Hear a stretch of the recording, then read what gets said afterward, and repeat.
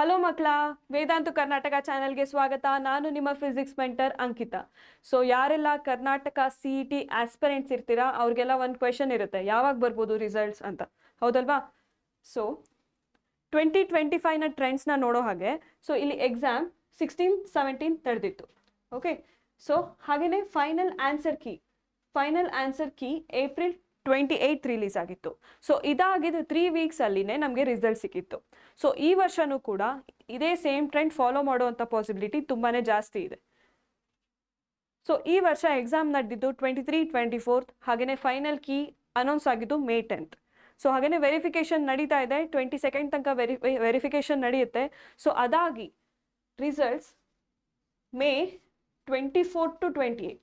Okay, so May 24 to 28 ಈ ವಿಂಡೋದಲ್ಲಿ CET results ಬರೋವಂಥ possibility ತುಂಬಾ ಜಾಸ್ತಿ ಇದೆ.